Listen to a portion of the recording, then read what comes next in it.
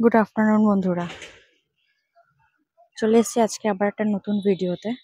আশা করি তোমরা সবাই ভালো আছো। আজকে দুপুরবেলায় ভাবলাম তোমাদেরকে একটু আমার পাড়ার ইতিহাস জানাই। আমার বাড়ি বজবজে। এখানেই কিছু জায়গা আছে যেগুলো ইতিহাসে বিশেষভাবে উল্লেখযোগ্য এবং গুরুত্বপূর্ণ একটি জায়গা। তো চলো আজকে সেখানেই আমরা যাব, আর আমার সাথে নিয়ে যাব তোমাদেরকে।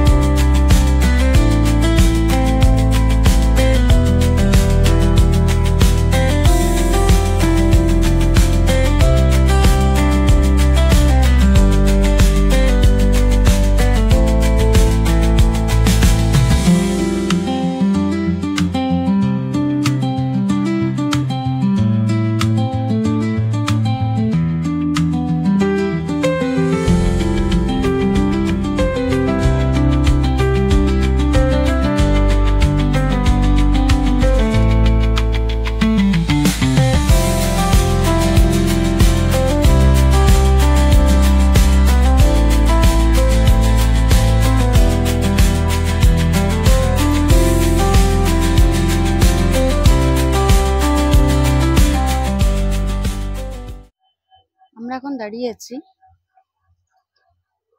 বজবজে পুরনো রেল স্টেশনের কাছে। এই জায়গাটায় ছিল পুরনো রেলওয়ে স্টেশন। ওখানে আমরা যাব, তার আগে আমরা এখানে আরেকটা ঐতিহ্যমণ্ডিত ইতিহাসের স্মারক ঘুরে দেখব। সেটা হচ্ছে কোমাগাতা মারু শহীদগঞ্জ। কোমাগাতা মারু শহীদগঞ্জ একটি স্মৃতি স্মারক। কোমাগাতা মারুর ইতিহাসটা প্রায় আমরা সকলেই জানি, ইতিহাসের বইয়ের পাতায় আমরা এর উল্লেখ পাই।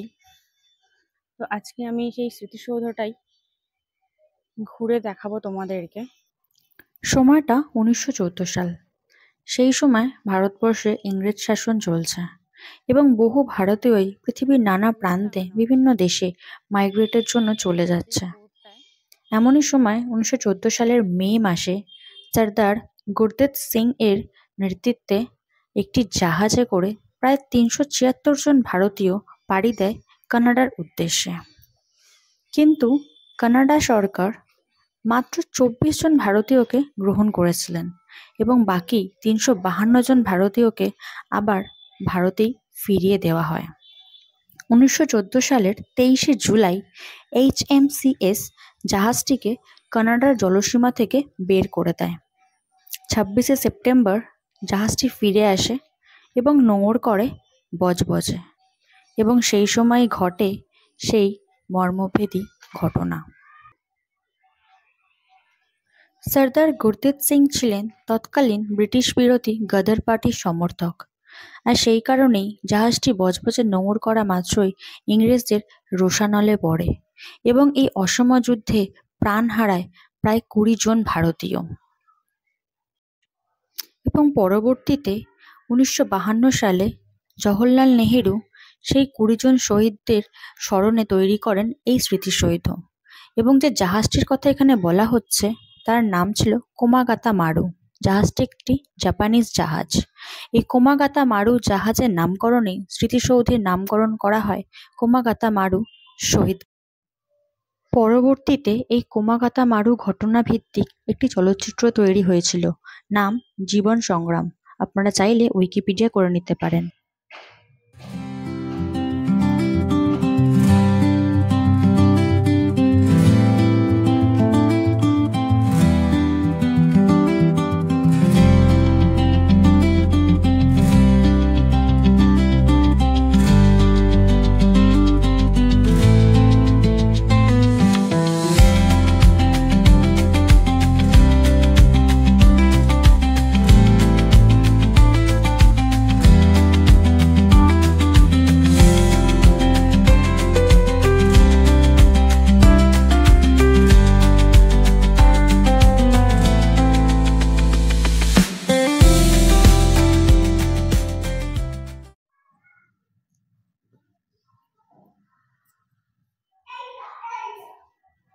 একবার ভাবুন, এই ঐতিহাসিক ট্রেন লাইন ধরে ছুটে চলেছে এক ঐতিহাসিক ট্রেন, আর তারই কোনো এক কামরায় বসে আছে আমাদের এই মহাপুরুষদের একজন, স্বামীজি।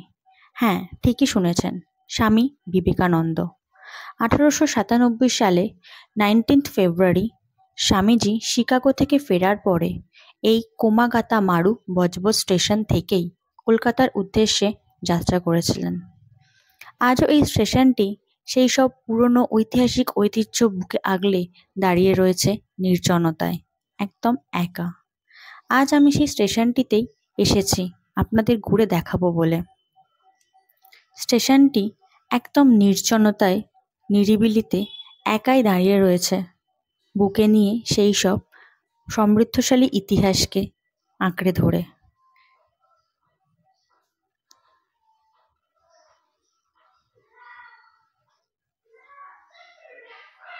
আজ এই স্টেশনটি আর ব্যবহৃত হয় না, পড়ে আছে একদমই নির্জনতায়।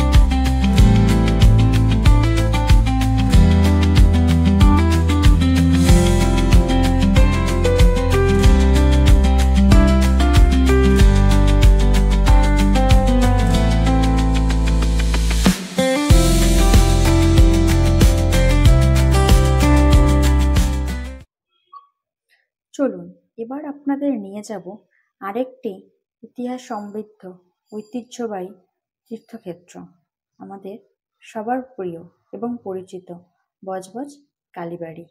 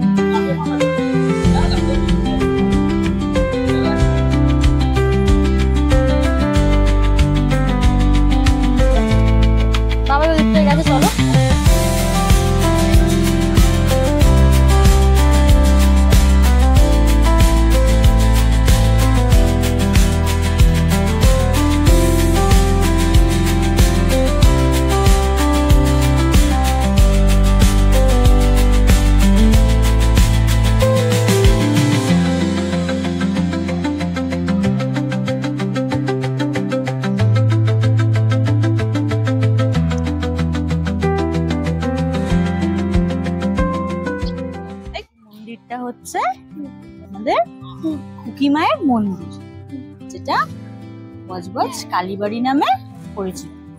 ঠিক আছে, এবার এখানে এই মন্দিরটা কি করে হলো বলো তো? আগে এখানে জঙ্গল ছিল, বগলা বন ছিল, আর এই গঙ্গায় যখনই বান ডাকতো সেই জঙ্গল বগলা বন সবকিছু প্লাবিত হয়ে যেত, মানে জলে ভর্তি হয়ে যেত। এরকম একটা জায়গায় একজন কালী সাধক সাধনা করতেন, মানে তপস্যা করতেন। এরকমই একদিন শীতের সন্ধে, চারিদিকে কুয়াশা, তিনি তার ছোট্ট কুটিরে বসে বসে সাধনা করছেন। এমন সময় হঠাৎ বাইরে কড়া নাড়ার শব্দ। সে ভাবছে এখন আবার কে এলো, তাহলে কি ডাকাত পড়েছে? কিন্তু তারপরে আবার ভাবলো যদি ডাকাতি পড়বে তাহলে এই জীর্ণ বেড়ার কুটির তারা দরজা নাড়বে কেন, তার দরজা ভেঙেই চলে আসতে পারে। তখন সে বাইরে এলো, বাইরে এসে দরজা খুলে দেখলো দুটো বিশাল আকৃতির ছায়া মূর্তি। তারপর কিছুক্ষণ যাওয়ার পরে সে পুরো ঘটনাটা বুঝতে পারলো, তারা দুজন ছিল ডাকাতের সর্দার। এইখানে তারা ডাকাতি করে ফিরছিল। ফেরার পথে ডাকাত সর্দারের ভীষণ জ্বর হয়েছে, তাদের এখন জলের প্রয়োজন, জল কোথায় পাবে? তাই তারা এখানেই ছোট্ট কুটির দেখতে পেয়ে দাঁড়িয়েছে জলের জন্য। উদ্দেশ্য যা কিছু ডাকাতি করে এনেছে সবকিছু ভাগ বাটোয়ারাও করে নেবে। এইবারে ভাগ বাটোয়ারা ওরা করছে, সাধক তাদেরকে জল দিয়েছেন খাওয়ার জন্য। এমন সময় সাধকের চোখ পড়েছে ডাকাতির সব সোনা দানা অনেক কিছু জিনিসপত্রের মধ্যে একটা কালো কষ্টি পাথরের মা কালীর মূর্তি। সে তখন ডাকাত সর্দারকে জিজ্ঞাসা করলো, বাবু তুমি মাকে কিছু খেতে দিয়েছো? তখন ডাকাত সর্দার বললো, না তো, কিছু তো খেতে দিইনি। তাহলে কি মায়ের কোপেই আমরা এরকম অসুস্থ হয়ে পড়লাম? মা কি আমার উপর রুষ্ট হলেন? এইসব ভেবে ডাকাত সর্দার সেই কালী মূর্তিটাকে সঙ্গে করে নিয়ে গেল না, দিয়ে গেল সেই সাধককে। সেই সাধকের নাম কি ছিল বলতো? দয়াল ঠাকুর। পরবর্তীতে দয়াল ঠাকুরই এইখানে পঞ্চমুণ্ডির আসন পাতেন এবং মাকে প্রতিষ্ঠা করেন। সেই থেকে আজকের গড়ে উঠেছে এই আমাদের কালীবাড়ি। বুঝেছো? এবার কালী ঠাকুরটা কোথা থেকে এলো এখানে? কোথা থেকে এলো বলো তো? ডাকাতরা সুদূর বর্ধমান থেকে এই দিক দিয়ে ডাকাতি করে ফিরছে, গঙ্গা পথে ফিরছে। গঙ্গা পথে ডাকাতি করে যখন ফিরছিল, ফেরার পথে ওরা এই কুটিরে এসেছিল জলের জন্য। তাহলে ডাকাত সর্দার মূর্তিটি বর্ধমান থেকে ডাকাতি করে নিয়ে এসেছিল, আর তাদের গন্তব্য ছিল এই দিকে, এখন যেটা কাকদ্বীপ। বুঝেছো? এবার ডাকাতরা তো চলে গেছে, মাকে পঞ্চমুণ্ডির আসনে প্রতিষ্ঠা করা হয়েছে, কিন্তু গঙ্গার তীরবর্তী অঞ্চল তো বন্যাতে প্লাবিত হয়, চারিদিকে জলমগ্ন হয়ে যাচ্ছে। সেই সমস্যার সমাধানের জন্য পরবর্তীতে তৈরি হয়েছিল 8 ফুট 8 বাইয়ের এই কালী মন্দিরটি।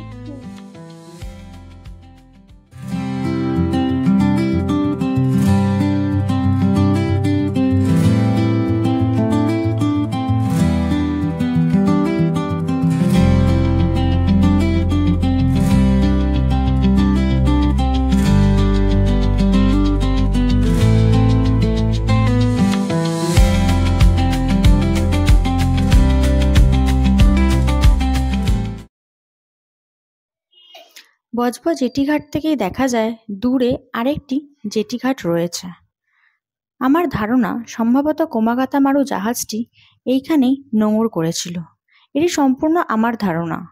যদি কোনো বজবজবাসী আমার এই ভিডিওটি দেখে থাকেন তাহলে অবশ্যই কমেন্টে আমাকে জানাবেন আমার ধারণা সঠিক কিনা। সময়টা 1892 কি 93। ডাকাতদের হাত ধরে বজবজের খুকিমা এসে পৌঁছায় আজকের বজবজ কালীবাড়িতে। সাধক দয়াল ঠাকুরের গুরু স্বামী পূর্ণানন্দ স্থাপন করেন এই বিগ্রহ। তবে কালীবাড়িতে প্রতিষ্ঠিত হওয়ার আগে এই মূর্তি কোথায় ছিল জানবো তার ইতিহাস।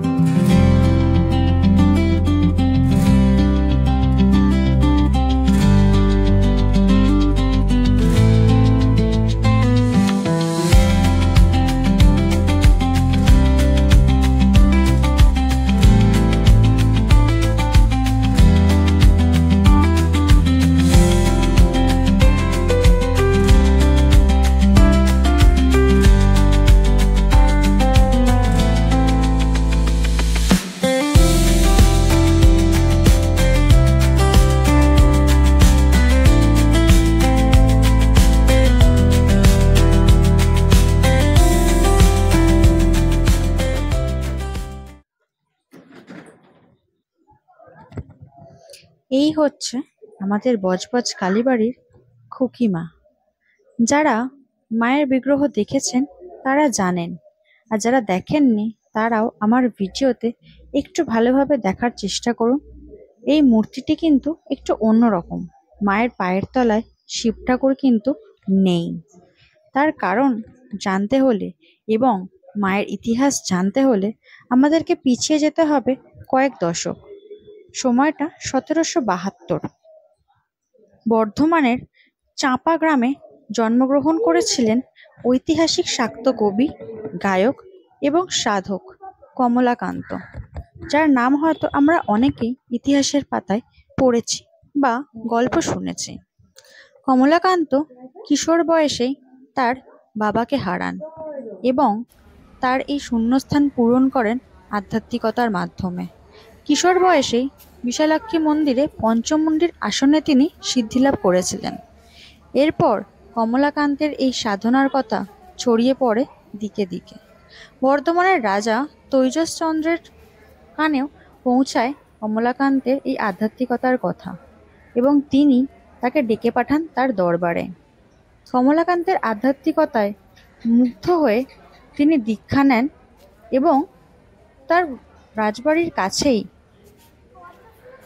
বোরহাট সংলগ্ন অঞ্চলে একটি কালী মন্দির প্রতিষ্ঠা করেন এবং এক হাতের কালো কোষ্ঠী পাথরের একটি কালী মূর্তি তৈরি করে দেন কমলাকান্তের আরাধ্যার জন্য।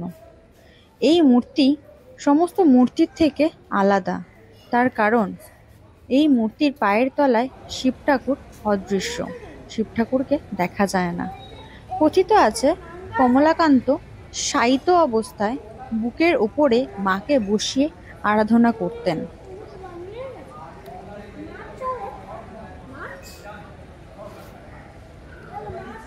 1821 সাল কমলাকান্তের প্রয়াণ ঘটে। এরই বছর 60 পরে ঘটে সেই ডাকাতির ঘটনা। তার পরের গল্প তো আপনাদেরকে আমি আগেই বলেছি। এই হচ্ছে মায়ের পুকুর, যা এখন আর ব্যবহার হয় না, পরিত্যক্ত অবস্থাতেই রয়েছে। এবারে আসি মন্দির তৈরির ইতিহাসে। আপনাদের আগেই বলেছি গঙ্গার বানে প্লাবিত হতো এই মন্দির চত্বর। এই সমস্যার সমাধানে বজবজেরই বাসিন্দা এক যাত্রা দলের মূল কর্মকর্তা অধরদাস মহাশয়, যিনি ছিলেন রামজি সাধুর একনিষ্ঠ ভক্ত, তিনি তৈরি করে দেন এই 8 ফুট বাই 8 ফুটের পাকা মন্দির। এবার এই রামজি সাধুকে দয়াল ঠাকুর দেবী বিগ্রহ প্রতিষ্ঠা হওয়ার পরে সেই বিগ্রহ পূজার জন্য আহ্বান জানিয়েছিলেন ফুল্লরা পীঠের পুরোহিত রামজি সাধুকে। বিগ্রহের আকারের কারণে রামজি সাধু দেবীকে ডাকতেন খুকিমাই বলে। সেই থেকেই এই খুকিমা বিখ্যাত হন এবং আজকের এই মন্দির চত্বর আর সেই ছোট্ট 8 ফুট বাই 8-এর গণ্ডিতে সীমাবদ্ধ নেই। তার চারপাশে ঘিরে অনেক দেবদেবতার মন্দির প্রতিষ্ঠা হয়েছে, যেমন সেখানে হনুমানজি রয়েছেন জগন্নাথ। সম্বন্ধে তোমরা তোমাদের দিদির কাছ থেকে অনেক কিছু শুনবে, অনেক হিস্ট্রি, অনেক কিছু মানে যা যা আছে বজবজ কালীবাড়ি সম্বন্ধে পুরোনো হিস্ট্রিও অনেক কিছুই বলবে। বাট আমার কাছে বজবজ কালীবাড়ি মানে হচ্ছে যে সেই টিউশন পড়ার নাম করে প্রেম করতে আসা, ঠিক এই জায়গাটাতেই বসে প্রেম করা, অনেকটা সময় কাটানো এখানে। মানে তখন তো সেই লুকিয়ে করে, ঠিক আছে, লুকিয়ে করে প্রেম করার একটা ব্যাপার ছিল। তো কেউ দেখে নেবে, পাড়ায় ঘোরা যাবে না বা এইসব কিছু, এইগুলো থেকে একটু দূরে সরে আসা। আমার বাড়ি তখন ছিল হচ্ছে আঁকড়া ফটো, কাঞ্চনতলা, এখন এটা সবাই রবীন্দ্রনগর মহেশতলা হিসাবে ছিল। তো ওই সাইডে লোকালেতে আমরা প্রেম করতে পারতাম না, ঘুরতে পারতাম না।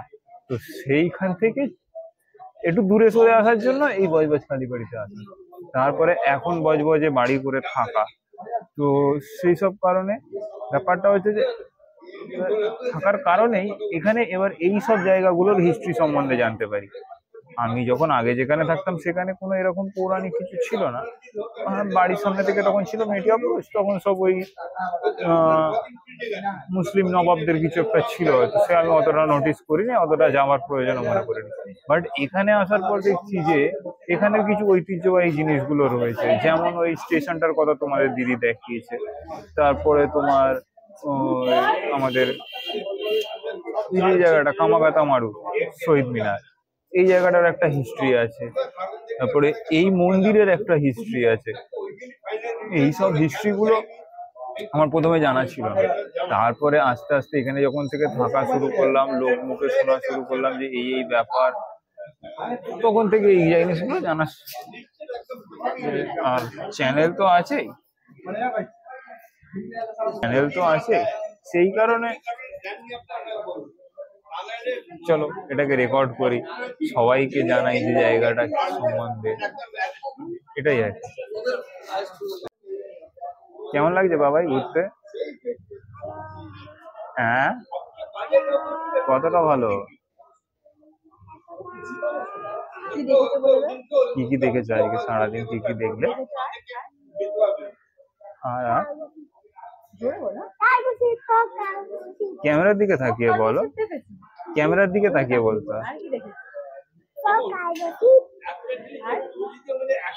আজকের ভিডিওটা এই পর্যন্তই। ভিডিওটা ভালো লাগলে অবশ্যই একটা লাইক করে দেবেন আর কমেন্ট করবেন, আর পারলে চ্যানেলটি সাবস্ক্রাইব করে দিন এরকম আরো অনেক ভিডিও দেখার জন্য। Tata, by. গন্নুজি তোমার কাছে কোথায় আছে দেখো, কোথায় দেখো, দেখো বার করে দেখো।